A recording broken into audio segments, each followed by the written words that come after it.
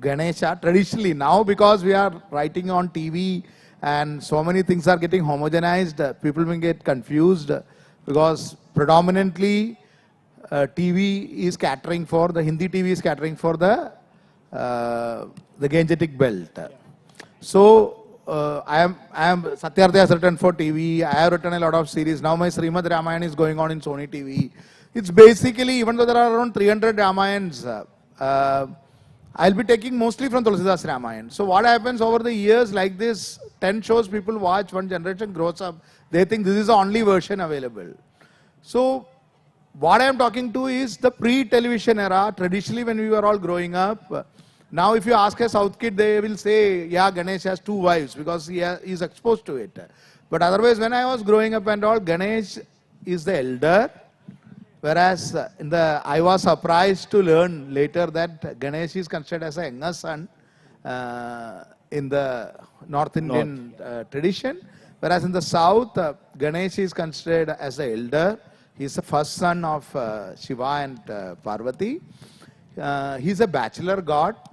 And Karthikeya or Murugan has 2 wives, Valli and Devayani. And there are temples where the marriage happened, huge, big temples and other things. And he is the younger, Kumaran, he is the younger son of Shiva and Parvati. Whereas in the north, Karthikeya is the elder son and he is a bachelor god and a war god. War god, he is there, both tradition, he is a war god. He is a Deva Senapati, he is called. That's why his wife is also called Devasena. So those part is a different thing. But this is just to underline the kind of diversity in even in the basic things of the Shiva and Parvati. One of the Trimurti's family itself, we don't agree who is married and who is not married, who is elder, who is not elder. So forget this, how much variations will be like. I think Satyarth's next book, he was telling about the different Mahabharatas. That is what his next book is going to be. Yeah. So tell me then, if you get into the very core of this, what is it when these myths travel around, what is it that creates this plurality? Is it because every society accepts these myths as per their own worldview, their own ethics, their own moral values? Or is it because there is also that every society wants to create a sense of ownership, that if we want to own this myth, we will modify it as per our worldview? Is that the reason? That is what? I think, Satyarth, I think it is more to do with the concept of Ishwar or Devata in India, rather than the God. So God is, there is no translation for the word Ishwar. God, English as a language draws a lot from the Abrahamic tradition. So you'll have to capitalize only one God, G. The rest are all small g. We feel when you are writing, every time, or you have to write Lord Vishnu, as if he is some British, like Lord Dracula, you write like that, you are writing this. So what happens in Indian concept, it is always about, it's a circular thing. God may or may not have created you, but you create your God.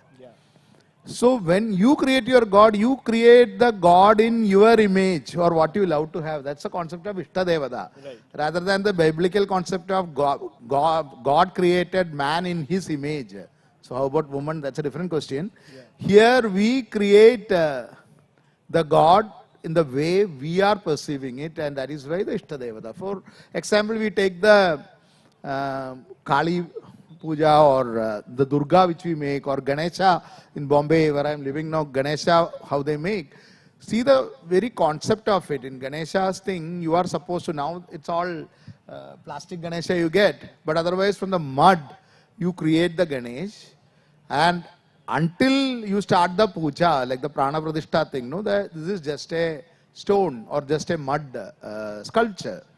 You have this Ganesha, you do the puja and then you do the Visarjan. Visarjan translation is what? It's waste. If you think deeply, it's waste, because you understand that you have oriented your mind. You know that this is just a mud thing for that 9 days, 7 days, 3 days, 11 days, depending on your family tradition, you do that. After that, you put it inside the water so that it goes back to the nature. This is the concept of it. So you create the God in your image. You create the God in your imagination.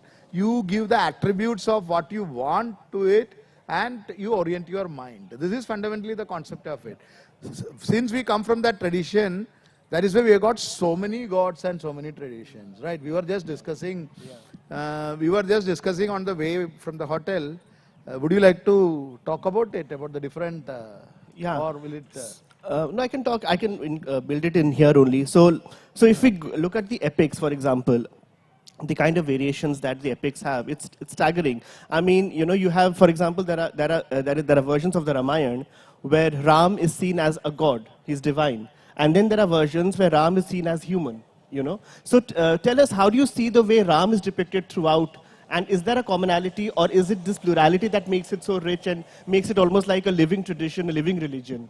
Definitely. See, the greatest thing about Ramayana and Mahabharata was it was never written down for thousands of years. So it helped it to evolve the way it wanted, depending on the place it is told. Right.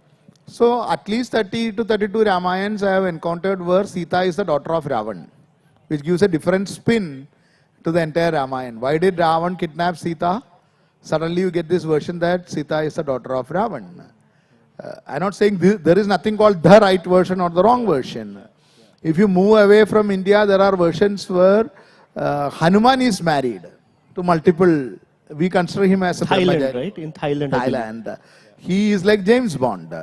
Don't get offended when I say something like this. I'm just talking this in a lighter way to bring back your attention to these kind of traditions.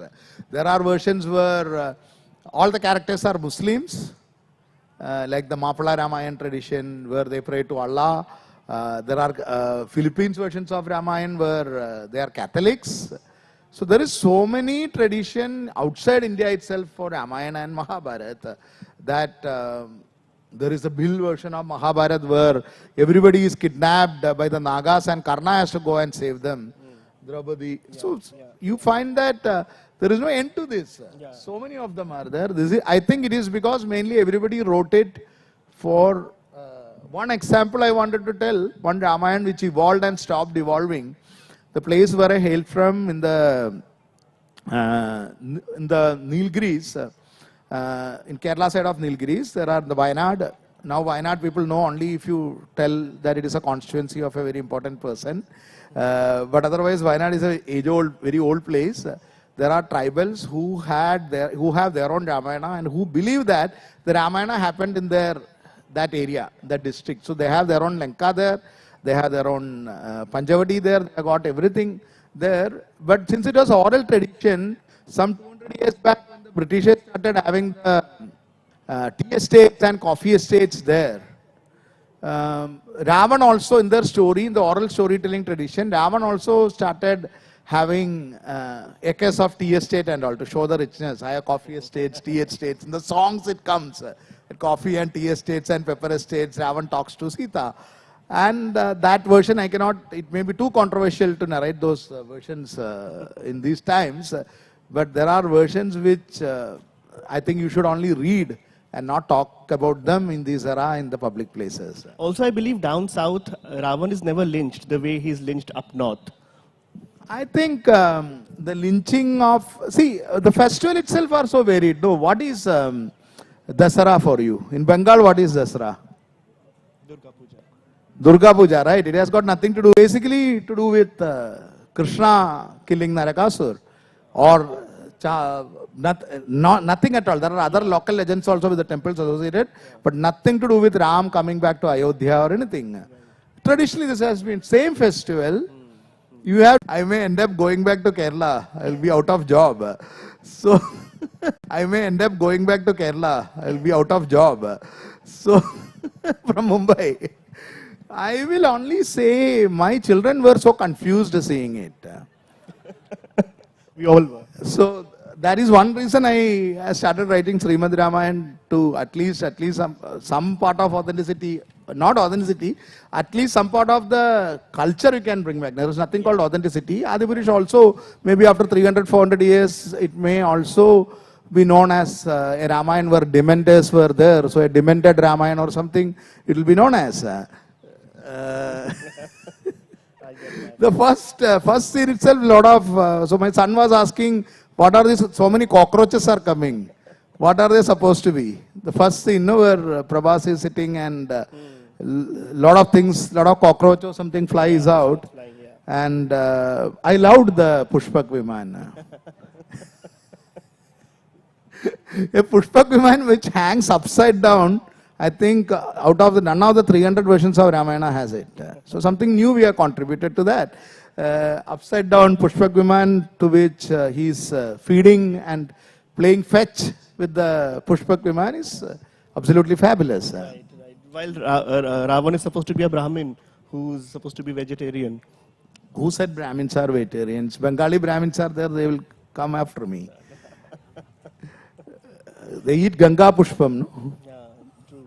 So there is nothing called vegetarian. Vegetarianism, I think, is perhaps a smaller tradition. I am a vegetarian basically, but vegetarianism maybe might have evolved after Buddha and perhaps or along with Jainism. Because there are a lot of references which we were talking about also, no? About the meat eating and other things.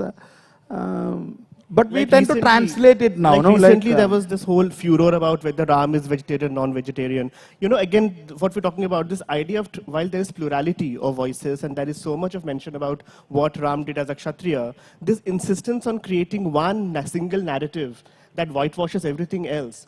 I mean, how do we address something as dangerous as this is happening so rampantly today? I don't think it is so easy to wipe off all the narratives because there are a lot of tantric temples, right? Like you go to Nepal, you go to Kamakhya, you go to places, there are, even now there are Bali. In South also there are a lot of temples, temples of various communities where with a lot of fanfare it is celebrated, where this tradition of giving Bali to the goddess or Shiva and also giving arak, liquor for Kala Bhairava or versions of Bhairavas are there across India. How are you going to stop all these things? You go to Nepal, one of the biggest festivals is the Shweta Kala Bhairavas festival. Inside the Kathmandu itself, where there is a huge Kala Bhairava, Shweta Kala Bhairavas on a pot-shaped face on which rice liquor is poured and it comes out of his mouth and this becomes a prasad where thousands of people queue up to have it. So this kind of tradition of what we now call as Hinduism is so rich, diverse, deep and varied that I don't think it is very easy to bulldoze all these things and have a homogeneity over it. It should not be done, and even if somebody wants to do it, it cannot be done. It has withstood so many of Goris and Ghaznavis and Europeans and these guys who build this beautiful thing. All these things it has withstood. I think it can withstand a few cowbucks also. So when you wrote Asura, was the motive behind that also to, you know, portray and tell us the fact that Ravan is not this one monolith, but there are so many dimensions to him? Was that a primary concern? That is. It was a primary concern. I just want to put forth, there is a countertelling tradition alive in that. That is what makes the Hinduism for rich and varied. There are temples for Ravan, there are temples for Duryodhana. I was just showing him on the way about one temple which, after visiting which I wrote the Ajaya, Duryodhana's Mahabharata. This temple in a place called Malanada near Koilon and between Koilon and Alleppey in Kerala, southern Kerala, Poruvizhi Malanada temple it is called. It's an age-old temple where lakhs of people, it's like Puri Jagannath Yatra, lakhs of, you just Google it and see Malanada temple festival in YouTube. Lakhs of people, 10-15 lakh people come and they have this procession like Puri Jagannath Yatra. It's a traditional festival where Duryodhan, Shakuni, Dushasan, Karna, etc. are the murtis instead of Jagannath and Subhadra. They go around as a Rathayatra, huge Rathayatra festival. So these, like that you can keep on going. How many temples you would have encountered? So many in your research. So many of them are there with this kind of varied tradition. So this temple's legend is that Duryodhana had come in search of Pandavas along with Shakuni and Karna, Ashwathama and all. He had reached deep south and there he had he was asking people for water, but he had reached a tribal village where the people were considered as untouchables. Incidentally, Kerala until 1940s perhaps or 30s, until the time of Srinarayana Guru and all, might have had the worst caste system. When Vivekananda came to Kerala, he called it a madhouse. And I will say it is right, he is right even now. It's a madhouse only. So he came to Kerala and told this because of this caste system. So this story also has its origin in the caste system and the subaltern telling of it. So these are the tribal people who were considered as untouchable, and if they gave water to Duryodhana, obviously was dressed like a royal. So water to this person, the person will lose the caste, and only way for him to regain it is perhaps to kill the person who was giving him the water. So nobody was willing to give, but one old woman came out and she gave, saying that I am already old. So he first drank, and what she gives is also interesting. She doesn't give water as if there is lack of water in Kerala. She gave toddy from the palm. And so that is that is something which they offer now. So the toddy he had, Duryodhana had, and then she said that you are a thirsty man, so that's why I thought that your thirst is more important than my life. Now you can regain your caste. And Duryodhana was shocked. Duryodhana said, why should somebody be killed for giving water? I have Karna with me, I have Achyutama with me, I have Ekalavya with me, people of different castes. I don't believe in this. That's why Karna became an Anga. That's why they are after me. This is another counter version I am telling. I am not like the Pandavas who went and did a genocide in Khandiva, killed all Nagas and destroyed the entire forest and made Indraprastha. I am just a prince. I don't have any divine origin. I am my father and mother's son. Unlike my cousins, where the Kunti had gone to jungle and lot of gods have come, and she came back with no witness, saying that these are all from Dharmaraja's son, Indra's son, an assortment of gods from who she had sons.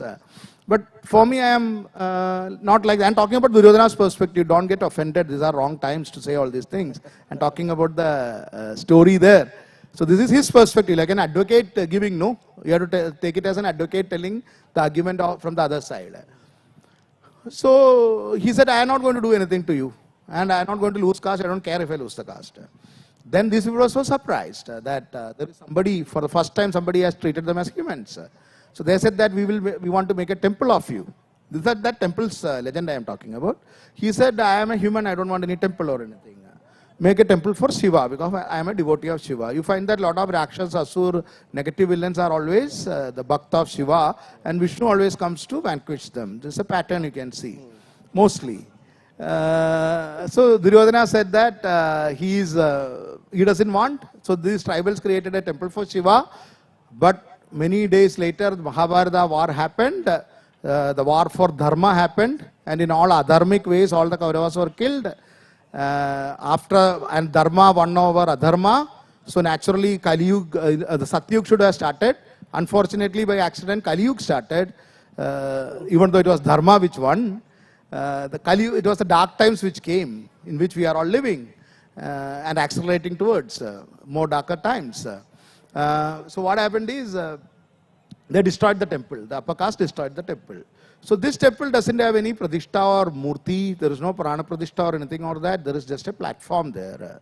So this murti is considered as Duryodhana, Shakuni and all the Kaurava people.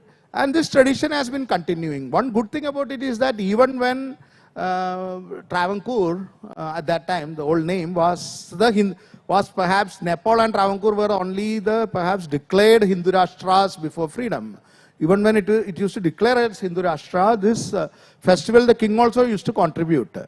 And talking about another aspect of, another side of those bad days where casteism was so rampant, even then there was space for everything. So the king himself used to, king or the queen, whoever was, they themselves used to contribute for this temple festival, even when this casteism was rampant. So it is so complicated and complex narrative with a lot of layers. It cannot be explained away with in a Facebook post or a Twitter post in 140 characters. No, he's right, like Mahabharata, he's talking about Mahabharata. Like there are so many interesting versions. There is actually, like he spoke about the tribal version, there's a Bhil Mahabharata, which has no mention of Draupadi's disrobing. Or I come from Orissa, where we have the Sarala Mahabharata, which is very famous. Sarala Mahabharata does not have the Gita. There is no Bhagavad Gita. There is, of course, the war, and there is Arjuna and Krishna. The dialogue begins. The dilemma is not about whether Arjun should kill his own, which is the one in Ved Vyas. Arjun has a different dilemma there. He says, I will not be the first person to attack. So that is his dilemma, and that is how the dialogue happens. So many interesting versions. But is it true that the Mahabharata down south have a lot more stories and a lot more matter compared to the one in north? Mahabharata, South itself, there is nothing called South version. There are so many, there are 4 classical languages in South, Telugu, Malayalam, Tamil and Kannada. Plus there are other very old languages like Tulu and the Kodavas language and Nilgiri tribal languages and Bori. A lot of languages are there in South itself. There is not one Mahabharata version. So there are different texts for the southern rendition of Mahabharata, but overall we can say that there are around 27,000 slokas more in southern Mahabharata than the usual eastern, northern or the northwestern or northeastern rendition. This has the maximum number of slokas, 27,000 slokas more in most of the southern. And as you said, you were talking about Sarladas in Malayalam. Eഴുത്തച്ഛൻ is who wrote Ramayana in Malayalam. And who is considered as the father of modern Malayalam 500 years ago. He had written it. So from the classical phase to modern phase, it shifts from there. So he is considered as the father of the language. He was not from the upper echelons of the society. He was in the caste hierarchy. He was somewhere in the middle or lower middle. So in his, just like Sarladas, his translation of Mahabharata also doesn't have Gita.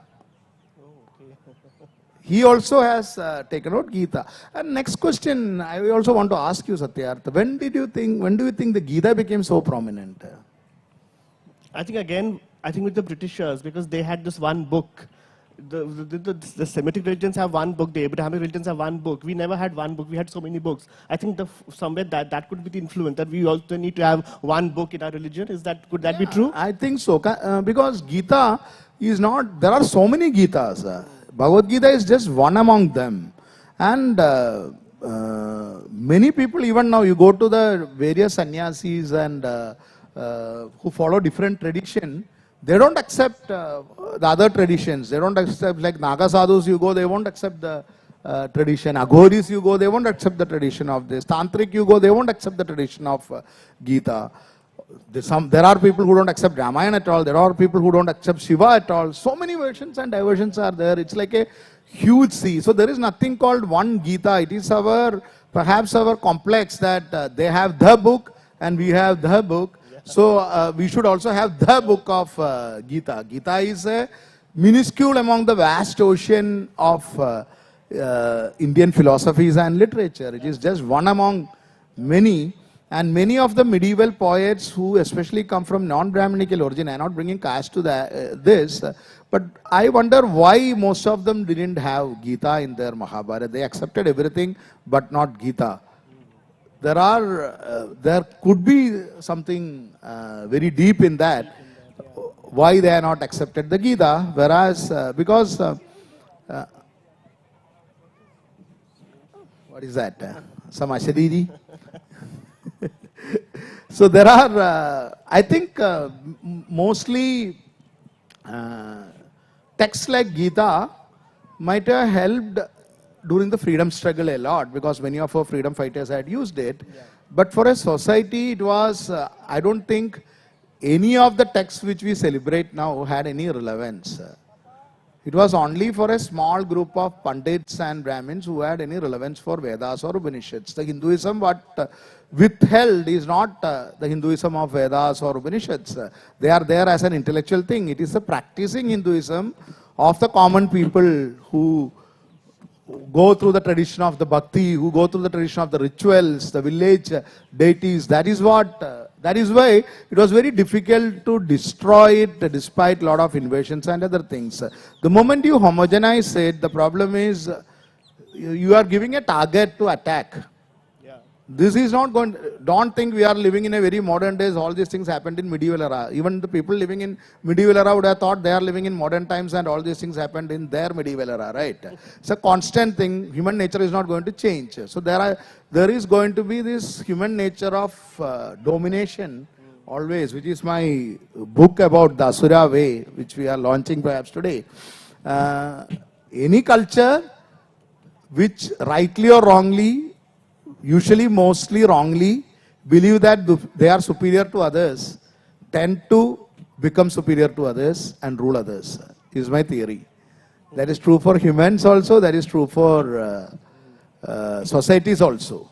First you have to believe, and first you have to be arrogant and idiot, stupid to believe that you are the best in the world, and naturally it comes. Imagine the situation, Satyarth. Imagine you are in 15th century Europe. Where are they coming from? I will put a parallel to it. Imagine you are somewhere in, nothing racist about this, I'm just putting it as an economic thing. You are somewhere in the sub-Saharan Africa, somewhere sitting there, or any country which is impoverished with civil war and other things. And there 10-15 merchants who have nothing to sell, basically, they have some fruits or something, some crude things to sell. They decide, and their priest comes. The priest comes and says, today onwards, half of your land, dear people of tribes of Niger, half of the world on east is towards you, and half of the world towards west is towards you. And these people then decide that we will go to America, China, India, Persia, Europe, and conquer them and rule them, because we have a divine ordination of ruling and we want to spread the Renaissance before that thing. There, their tribal priest called the Pope is sitting and dividing the world into two, and ask, I am happy that I am able to stand in front of this and tell this now, telling them that you have to go and conquer, and they go to places like, this is gonorrhea infested ships with cockroaches. They go to, one part goes to America and one part which they named America, the name itself they changed. Some joker's name they put. The local people would have had some other name. Some people who committed genocide, many of the countries are known in their name, right? They went to Africa, they went to those days, whatever America was, Incas and Aztecs, those area. Some people came to a civilization like India, China, Japan, Persia, which were for thousands of years rich. Not just India, all these countries were rich, civilized, sophisticated system. All these people had was some 1/2 gun. And they came here, and they are landing in Calicut. Vasco da Gama is landing in Calicut. It's really hilarious to read it. I had done this series called Swaraj in Doordarshan. Rule the world, because our God has ordained them to bring all these people to the light. And they are taken to the temple of Mariamman. That is a goddess, Kali. So she is called Mari.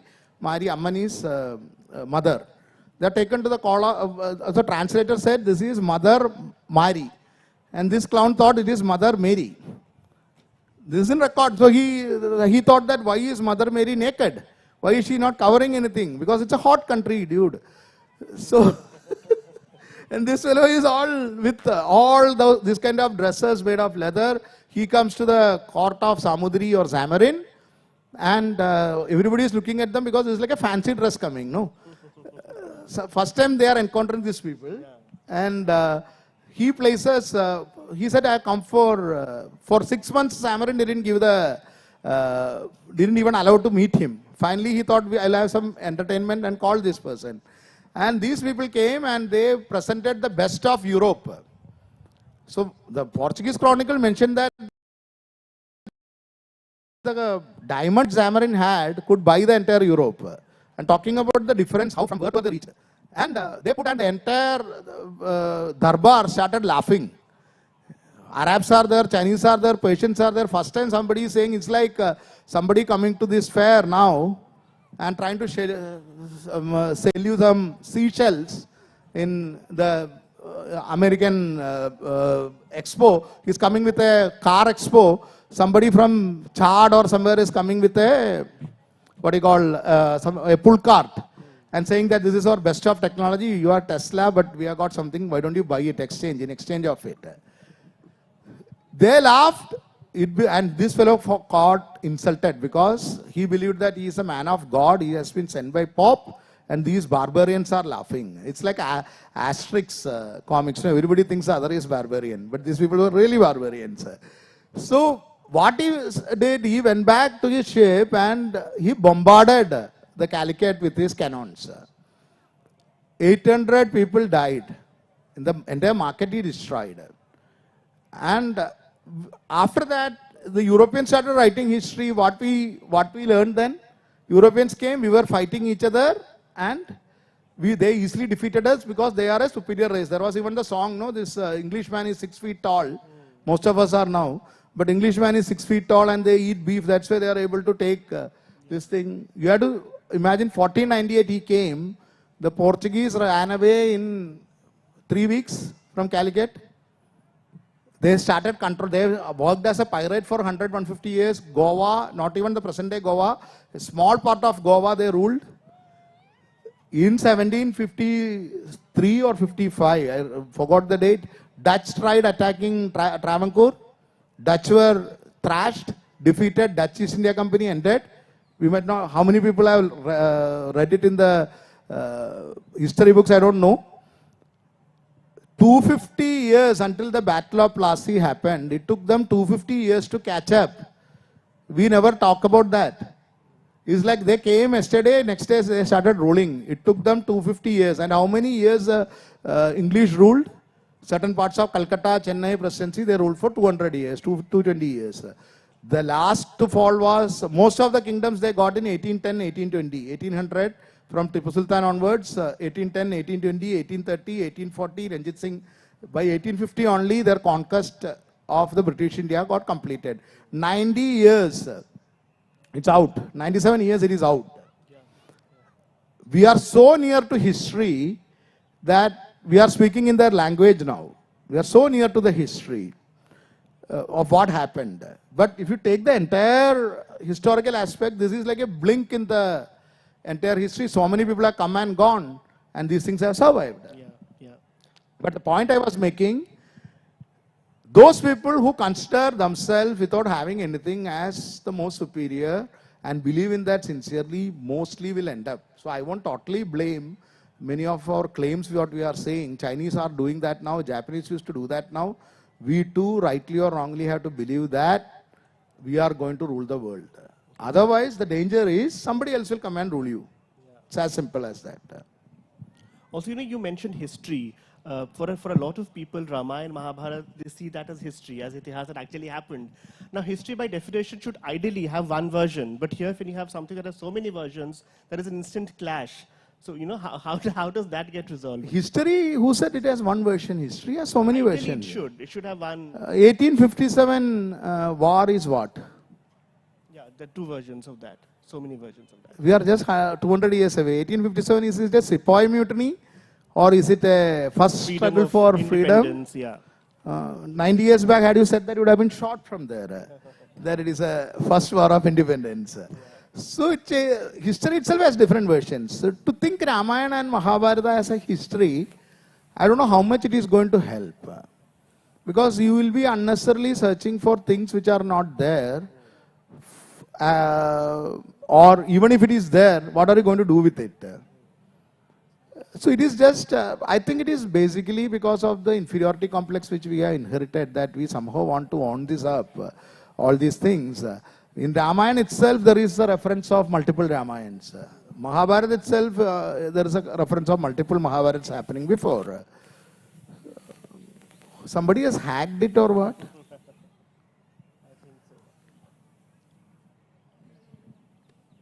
You were writing the Mahagadha, no? In that, how many versions you had encountered with? So I read the Mahapurans, and like you said, every Puran has a different version of the same story. Like the Purans always begin with the concept of creation. Cosmogony is the first chapter of every Puran. And if there are Purans dedicated to Lord Vishnu, they say Vishnu created the universe, and those dedicated to Shiva will say Shiva created the universe, and then the Brahma ones will say Brahma did. So the kind of plurality you encounter in the Purans also is extremely staggering. So, but let me end this since we began about you and the perspectives that you brought. We always compare Ram and Krishna. How do you compare Ravan and Duryodhan, the two antagonists? What do you think was different about them? What is the difference between them? What was the core similarity between them? How do you see them vis-a-vis each other across yugas? One in Treta Yuga, one in Dwapar Yuga. Mahabharata is an inversion of Ramayana, if you really see. So many aspects of Ravan you can find in Krishna, many aspects of Ram you can find in Duryodhan. In different yugas, they became totally different. One became hero, one became villain. You should not take point-to-point comparison and get offended. I'm telling generally the worldview of it. Ram had only one wife. Duryodhan only had one wife. In most versions, I know there are versions which multiple wives, but mostly. Bhanumati is the only wife. That too is not mentioned in many Mahabharata. But he has only one wife.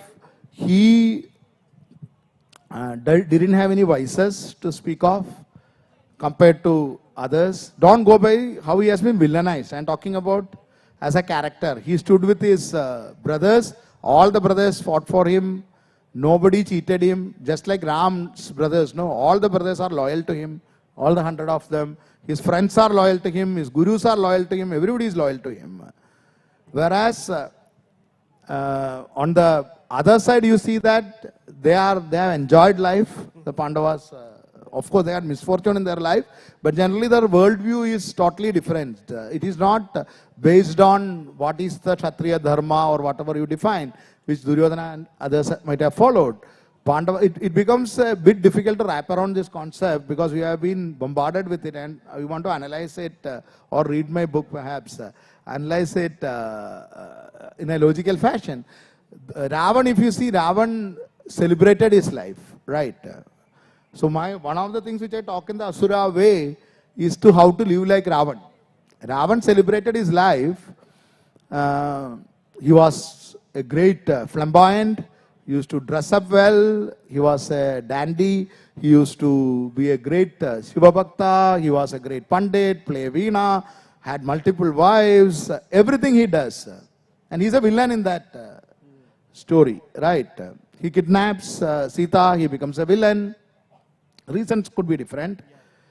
Come to Krishna, he does almost what Ravan did. Most of the things. Reasons might be different. Act by act, if we list it out, he had multiple partners, lots of wives, extramarital affairs. In his childhood, he steals. These are all played as a great divine play. But I am telling somebody who doesn't know this, who has not grown up in the lore, you list it out, changing the name, you find that a lot of commonalities in that is what I am saying. Rukmani, he also brings Rukmani from the, he brings Jarasanda's, we call it saving. Now he had Ravan won the war, he would have called it saving, right? Taking Sita. Yeah. He brings whoever Jarasandha had put, his wives and whichever women are there. From Naragasurs, he saves people. If you go by the other version, he saves the people from women from there and those become his wives. He doesn't follow any rules. He is beyond any law. He is Leela Purush. He is beyond any law and that is why he is Paripurna Avatar. And Duryodhan fights the war as per the rule. Before that, whatever he had done, in the Mahabharata war, he does a Dharma Yudh if you really see.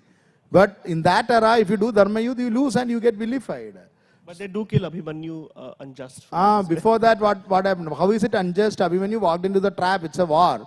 And it is not like they are lying and putting it here. Abhimanyu knowingly walks in. He knows that he goes out, he cannot come in. It's like a suicide. And before that, if you read Mahabharata, Duryodhana's son, Lakshman was killed in the same way by Pandavas.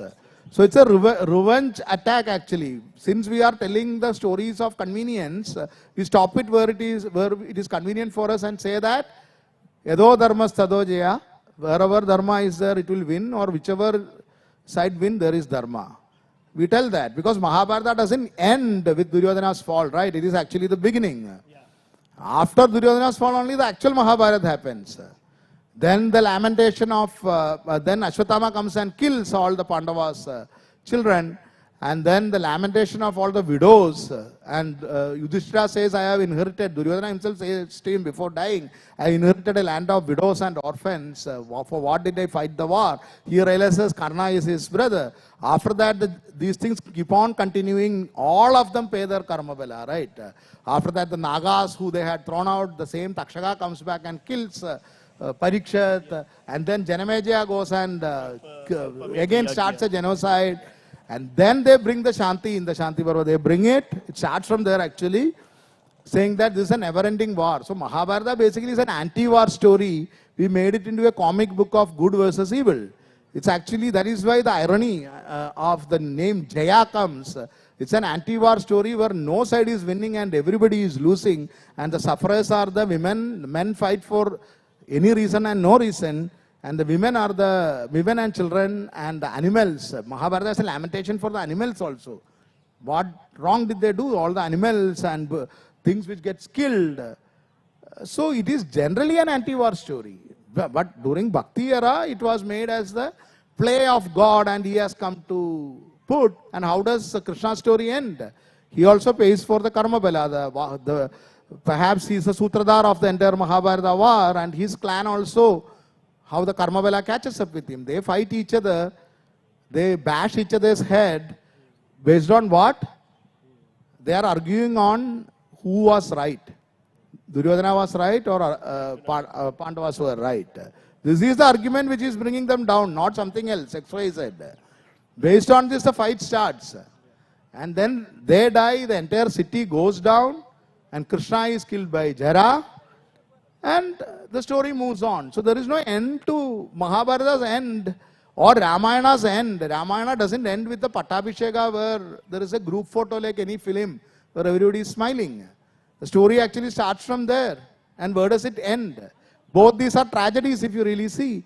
Both these are forewarnings for people of perhaps following the dharma too much like Ram and ending up or about like Mahabharata, again following one concept of dharma and creating so much distress and destruction and bloodshed. So that way also you can see it. We can take a few questions, I think, before we wrap up. Nobody is carrying a gun or anything, no? Hi Anand, it was a pleasure listening to you. You touched upon it, this topic briefly. I would like you to expand a bit on this. We are currently experiencing a phenomena where the distinction between history and mythology is kind of getting muddled up. So how do you look at this phenomena and where does one draw the line and how do you navigate this, this muddling of history and mythology? The moment we stop seeing and sharing the WhatsApp videos, no? A lot of things will stop. Basically, these are all manufactured history. Second thing, history is not important. Any history professors are there, my apologies to them. I love history, I write historical fiction in TV and books also. But history is irrelevant, except for a few lessons. Mythology or Purana, I won't even call it mythology. See, English, as I said, it doesn't have half the words to translate. How will you translate moksha, liberation? How do you transfer Ishwar, God? It becomes everything I struggle when I am writing some article, how to put this across. Then I think nobody is going to, none of the white man is going to read it. Why the hell? I'll put moksha itself. I'll put dharma itself even in my English articles or my books. So, for us, history should not be important. Mythology, pardon the word, the Purana, they are relevant because they give you multiple facets of life. They make you think. The way in Gurukuls they used to teach was not a Sunday class. No, nothing wrong with the Sunday class. That's another way of looking at life. But whether it is in the Abrahamic tradition, it is like the priest says, this is it. They give this interpretation. And if you have a difference of opinion in that interpretation, either you go out of the church or you start your own church or your own thing. And if you are lucky, you survive or you get killed for blasphemy, if you are in the Middle Ages. Here, the tradition itself was um, you debate. So I learned most of these things from very traditional schools where this was a kind of a competition where one group of pandits or Brahmins or storytellers will come and sit, and the other side will sit and they will argue for Ramayana and Ravan's side, and like a court. They used to, and people used to enjoy that. So many of my works draw, nowadays those things are only one side is there, other side has vanished. So only Uttara Bhaksha is there, Purva Bhaksha has vanished. That is what I am trying to bring through my books. The way to understand this is that these are the things which you have to debate and think from various perspectives. Quoting Gita, Krishna says that I have given you the deepest of knowledge when after he ends Gita. Now use your intelligence and logic and analyze it and take what is useful for you at this time. Maybe something may be useful some other time. So we have a very fluid concept, and as long as we are with that, we are safe. The moment we become rigid, we will have a second crusade or Bhagavad Aid or whatever it is soon in our country. Already we faced, at least these parts of the country faced partition. Let us not march towards that. We have to take it in the true spirit of Hinduism, which is an umbrella having so many varied tradition and contra traditions also.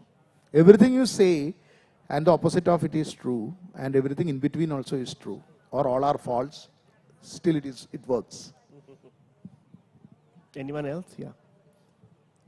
I think we have time for 2 more questions. So then the lady here. Yeah. My question is how to introduce kids to these characters in mythology where there are so many varieties.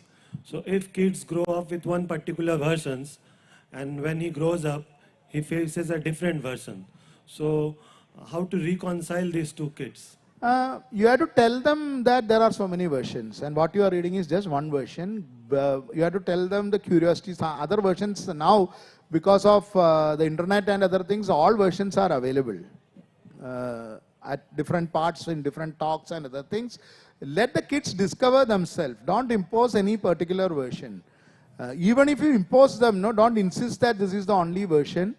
There are so many versions which all of us have discovered now. No, we all might have been used to only one version. Not everybody had the fortune of seeing this kind of debates, because all parts of the country never had this. Already it had changed. So, especially rural India, these things happen. Urban India, once you make it into a text, then 3 pandits in the place decide what is the version and they will try to impose it. Whereas in the oral tradition doesn't have, but everybody doesn't grow up in an oral tradition, especially as we are urbanizing so fast. But all of us discovered various versions through the books. No? Like he has brought in so many versions, I have brought in so many versions. There are hundreds of writers like us who are bringing various versions. One small addition, I know I'm taking a bit more time, but one small addition I want to give. You will agree, I hope, with it, Satyarth, that books, whatever you say, books are very important to create diversity of thought. Book gives you a space to be yourself and think. Whereas I earn more money from films and screenplays and television.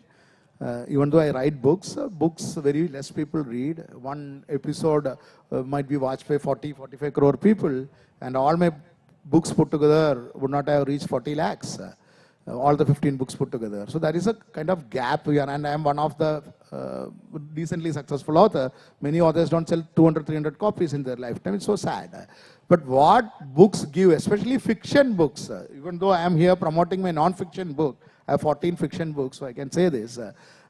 Fiction books gives empathy about other people's life. That's a intimate way of knowing it, more than films or television or any visual media, especially social media.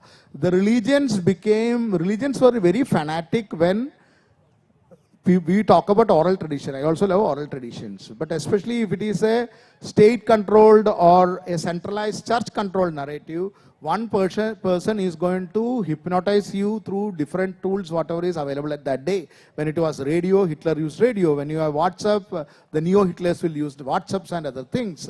They will be doing brainwashing. Books give you a private space where you will start thinking. The Renaissance in Europe, for all their fault, happened, coincided with the printing press and people having the book, when the people started coming out of the clutches of the religion and church. Now the book reading is coming down. We are more addicted to cat videos and beautiful girls dancing videos in the reels, that we have forgotten about the books. So slowly we are giving our brain for the centralized authorities to brainwash you and make you think that we do certain things and rituals. That is what all the priests did, no? Rain is not there, I do some ritual, you pay me money, pay me cow, rain will come. Rain will come even he doesn't do, or if he does it. This is what the politicians now are doing also. They are doing certain rituals and making you think that good times are coming. We don't have time to think because we are sitting and reading reels and WhatsApp. So read books is one way of introducing to kids. Let's have this one. Very good afternoon to you. One last question. Good afternoon. Okay. Sorry. Thank you very much for your session. My question is that what do the Sri Lankans think of Ramayana? Are there many temples of Ravan in Sri Lanka? I don't think, see, Ravan usually is found in Shiva temples, especially in the south, not as a specific temple. Some temples are there, but mostly Ravan is found in thing. And Sri Lankans mainly are Buddhist. I don't think they think as much as we are thinking about Ramayana, especially. I think even Valmiki or Tulsidas would not have thought this much of Ramayana as we are thinking now. Thank you. Thank you. I think we will just launch the book. There is no official launch. I think the mic went there. So this is the book. Yeah. They are going to kick me out. Let me tell one word before that. Malavika is already angry. This is the Asura Way, my non-fiction book. This is the book for Kali or Kali Yuga. This will teach you how to become an Asura and be successful in life. Thank you. Thank you, Satyarth. He has left.